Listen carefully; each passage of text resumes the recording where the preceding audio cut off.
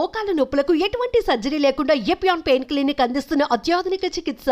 Welcome to Suman TV. నేను మీ నవీన్. ప్రస్తుతం మనతో ప్రముఖ జనరల్ ఫిజిషియన్ డాక్టర్ రాజేష్ గారు ఉన్నారు. హాయ్ సార్, నమస్తే అండి. నమస్తే సార్, ఇన్సోమియా నిద్రలేని సమస్య ఉండడం వల్ల హార్ట్ అటాక్స్ కూడా వచ్చే అవకాశం ఉందని చెప్పి ఒక ఆర్టికల్ చదివాను.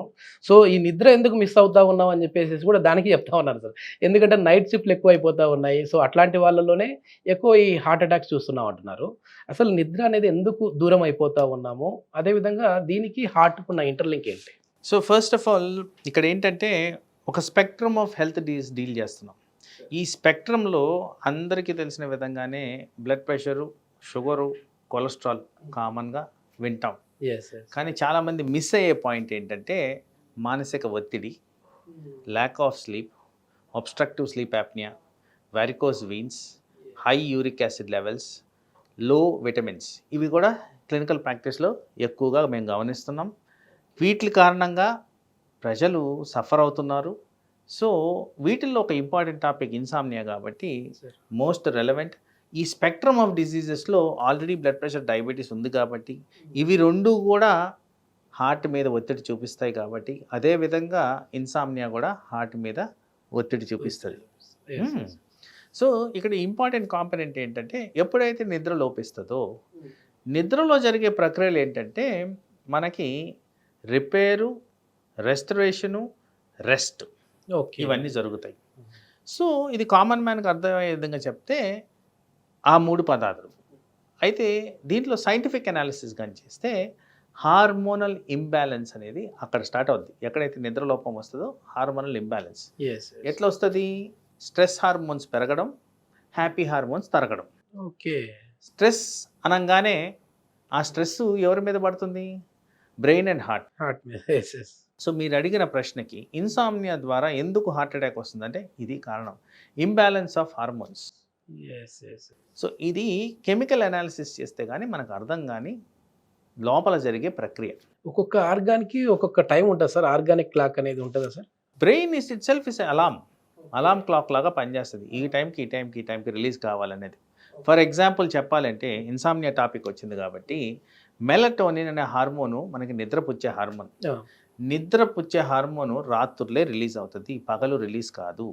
ఎప్పుడైతే మెలటోనిన్ రిలీజ్ అవుతుందో మెలటోనిన్ హై లెవెల్స్లో ఉన్నప్పుడు ఏవైతే డే టైంకి సంబంధించిన హార్మోన్స్ ఏవైతే ఉంటాయో, for example growth hormone, cortisol hormone, thyroid hormone, ఇలా చెప్పుకుంటూ పోతే చాలా రకాల హార్మోన్స్.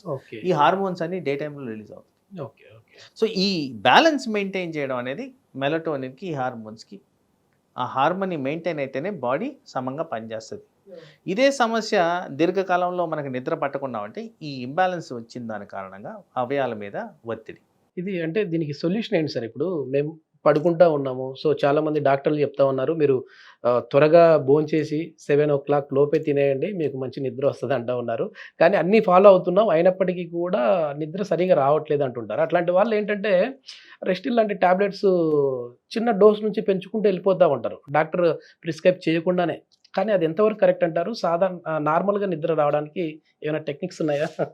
సో ఇక్కడ ఒక కామన్ పర్సన్గా మిమ్మల్ని ఒక క్వశ్చన్ అడుగుతా, ప్లీజ్. సో ఆ క్వశ్చన్ ఏంటంటే, మీరు మీ డైలీ టైమింగ్స్ ప్రాపర్గా మెయింటైన్ చేస్తున్నారా లేదా? సో డైలీ టైమింగ్స్ ప్రాపర్గా మెయింటైన్ చేస్తున్నారు. సో ప్రాపర్ అంటే ఏంటి? ఈ ప్రాపర్ అంటే ఏంటి అంటే మార్నింగ్ 6 o'clock నుంచి 10 o'clock వరకు యాక్టివిటీ, ఆఫ్టర్ దట్ స్లీప్ అనేది రావాలి. సో సైమల్టేనియస్లీ 10 to 6 నిద్రపోవాలి. ఇది నేను చెప్పేది. ఓకే. సో మనం మాట్లాడేది ఒక 12 hours ఆఫ్ స్లీప్ గురించి మాట్లాడుతున్నాం. Average requirement is anywhere between 7 to 9 hours. ఈ మధ్యలో వస్తే ఇది పర్ఫెక్ట్ స్లీప్, హెల్తీగా ఉండేదానికి ఎన్వైరన్మెంట్. ఇది క్రియేట్ చేయలేకపోవడానికి కారణాలు ఏంటని మనం ఆలోచిస్తే, ఫస్ట్ ఎక్కువ శాతం నేను గమనించింది లేట్గా లేయడం. ఓకే. నిద్ర లేయడమే లేటు. చాలామంది లేటుగా లేస్తున్నారు, దెన్ లేట్గా పడుకోవడం. వీటికి మళ్ళీ అడిషనల్గా మన కల్చర్ మార్పు వచ్చేసింది. ఏమంటున్నాం? రాత్రులు ఎక్కువగా ఫుడ్ తింటున్నాం, ఎక్కువ స్మోకింగ్, ఆల్కహాల్ కూడా అదే టైంలో జరుగుతుంది. ఇవన్నీ నిద్రని ఎఫెక్ట్ చేస్తాయి. బట్ దెన్ మోస్ట్ ఇంపార్టెంట్ ఇక్కడ స్క్రీన్ టైం, మొబైల్ చూసుకుంటా, గ్యాజెటరీ. అది లేకుండా లైఫ్ లేనట్టు బతుకుతున్నాం. సో ఆ కారణంగా ఏమవుతుందంటే ఈ గ్యాజెటరీ యూసేజ్లో ఈ మెలటోనిన్ హార్మోన్ ఏదైతే మనం వాడతామో అంటే కావాలో మనకి అది ఎఫెక్ట్ అయిపోతుంది. ఇది సైంటిఫిక్ అనాలిసిస్. ఈ ఎఫెక్ట్ అయినప్పుడు నిద్ర అనేది సమంగా ఆన్సెట్ రావట్లేదు. ఈ బ్లూ స్క్రీన్ ఎక్కువ చూడడం వల్ల హార్మోన్ అనేది రాదా sir? Blue light is very sensitive to brain. అది కూడా సైంటిఫిక్ అనాలిసిస్ డేటా.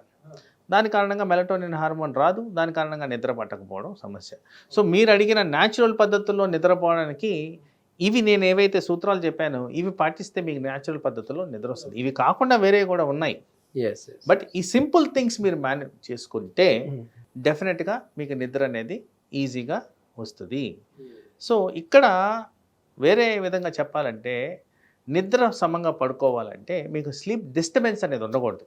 కామన్గా స్లీప్ డిస్టర్బ్ అయ్యే పరిస్థితులు ఏంటంటే గ్యాస్ ట్రబుల్, ఫ్రీక్వెంట్ దగ్గు, ఆయాసం, నడుము నొప్పి, యూరినేషన్, ఒళ్ళు నొప్పులు, ఇవి ఫ్రీక్వెంట్గా నేను వింటున్న సమస్యలు నిద్ర పట్టకపోవడం. ఏది మానసిక ఒత్తిడి కాక ఫిజికల్గా కనిపించేవి, ఒక హెల్తీ పర్సన్లో కనిపించే ప్రాబ్లమ్స్.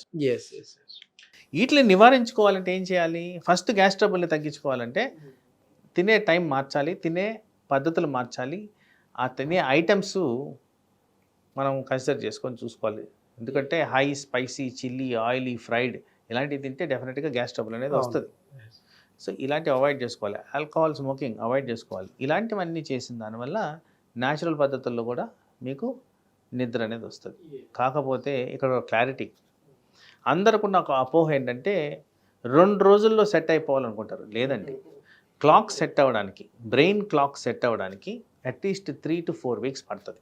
ఓకే, ఆ టైం మీరు ఇవ్వాలి, దాన్ని ఎక్సర్సైజ్ చేపియాలి. బ్రెయిన్ని కరెక్ట్గా ఎక్సర్సైజ్ చేపిస్తే అది ఈజీగా అలవాటు పడిపోతుంది.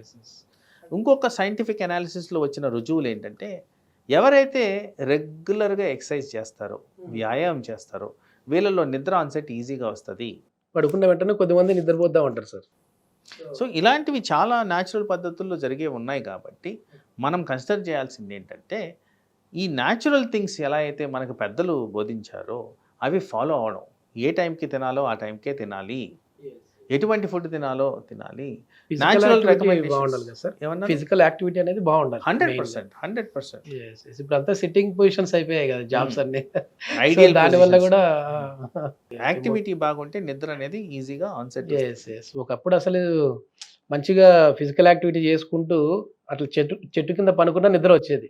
ఇప్పుడు మంచి ఏసీ ఉండి మంచి మ్యాటర్స్ ఉన్నా కూడా నిద్ర రావట్లేదు. అబ్సల్యూట్లీ. థ్యాంక్ యూ సార్, చాలా మంచి ఇన్ఫర్మేషన్. నమస్తే.